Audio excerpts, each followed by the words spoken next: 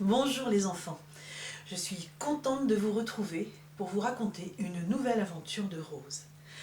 Aujourd'hui, nous allons vous raconter l'histoire de Rose et de sa nuit dans une cabane dans les arbres. Qui n'a pas un jour rêvé de passer une nuit dans une cabane en haut d'un arbre dans une forêt? Je pense que tout le monde y a un jour pensé. Les enfants bien sûr, mais même les adultes. Papa avait bien construit une cabane dans le jardin, mais ce n'est pas la même chose, malgré que Rose et Louane adorent y passer des heures à y jouer. Alors quand Papy et Mamie leur annoncèrent qu'ils avaient réservé une nuit dans une grande forêt non loin de la maison, les filles sautèrent de joie. Ils avaient loué cette cabane pour leur faire plaisir, car il faut dire que Papy a le vertige et que l'idée d'être là-haut ne le réjouissait pas plus que ça. Mais que ne ferait-il pas pour faire plaisir aux petits-enfants? Il fut convenu que le séjour se passerait le week-end suivant, les enfants étant en vacances le vendredi soir. Maintenant, dit Mamie, croisons les doigts pour que le temps soit de la partie et qu'il n'y ait pas trop de vent, sinon Papy ne serait pas à la fête là-haut. La semaine fut un peu longue tellement Rose avait hâte à ce week-end. Tous les jours à l'école, elle en parlait à ses copines et à sa maîtresse. Elle leur promit de demander à Mamie de faire des photos pour leur montrer en revenant de vacances. Le lendemain soir, en rentrant à la maison, elle demanda à maman d'aller sur l'ordinateur pour lui montrer à quoi pouvait bien ressembler ce genre d'habitation. J'aimerais bien voir si c'est vraiment haut, dit-elle, parce que j'ai quand même un peu peur que Doudou ne dorme pas à cause des bruits et de la hauteur. Est-ce que tu es sûre que c'est pour Doudou que tu as peur, ma chérie? Ce ne serait pas plutôt toi qui commences à appréhender pour demain? Tu es comme papy, lui dit Louane, mais tu vas voir, ça va être sûrement génial. Pendant le dîner, Rose et Louane ne parlèrent que de leur nuit dans la cabane, se demandant si elles allaient entendre les animaux de la forêt, si la cabane allait bouger s'il y avait du vent, et toutes ces questions qu'on se pose quand on est dans l'excitation de faire quelque chose d'insolite. J'ai 4 ans, maman, et je suis une grande fille maintenant. Alors vivement demain. Tu viens, Louane? On va préparer nos sacs avant de dormir. Ce n'est pas la peine d'envoyer grand-chose, Rose. C'est juste pour l'après-midi, la nuit et le lendemain matin. Après le petit déjeuner, vous reviendrez à la maison. Rose s'endormit en disant à son doudou de ne pas avoir peur parce qu'elle serait là pour le protéger. Le lendemain, debout tout le monde, il faut se préparer. C'était Mamie venue voir si les filles étaient prêtes. Il faut qu'on arrive là-bas pour 11 heures, car on a commandé le séjour avec le repas du midi, celui du soir et le petit déjeuner. Rose et Louane ne mirent pas longtemps à se préparer. Ça faisait quand même une semaine qu'elles attendaient ça. Une fois dans la voiture, Rose commença à appréhender de grimper tout là-haut. Et elle n'était pas seule. Papy aussi n'était pas très rassuré, surtout que Mamie avait choisi la plus haute, celle qui était à 10 mètres de haut. En vrai, Rose ne se rendait pas compte de ce que cela faisait en hauteur, mais en entendant ses grands-parents parler, elle se dit que ce devait être haut, dans un très grand arbre. Une dame sortit de la maison à l'entrée de la forêt. Elle leur dit que c'était là qu'il y avait les douches et les toilettes. Mais Rose se dit qu'elle ne viendrait sûrement pas jusqu'ici en pleine nuit pour faire pipi. La dame les fit monter dans une petite voiturette électrique et ils commencèrent à s'enfoncer dans la forêt.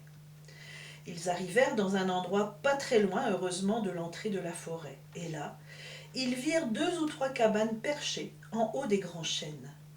Celle de Rose et sa famille était la plus haute. Et pour y arriver, il fallait passer sur un pont de singe. C'est un pont suspendu qui menait jusqu'à la cabane. Mais quand on marchait dessus, il bougeait. Rose crut que Papy n'arriverait jamais à traverser, alors Mamie décida qu'elle passerait d'abord avec les sacs, et qu'ensuite les filles traverseraient chacune leur tour. Louane commença et traversa le pont presque en courant. Pour Rose, ce fut un peu plus difficile.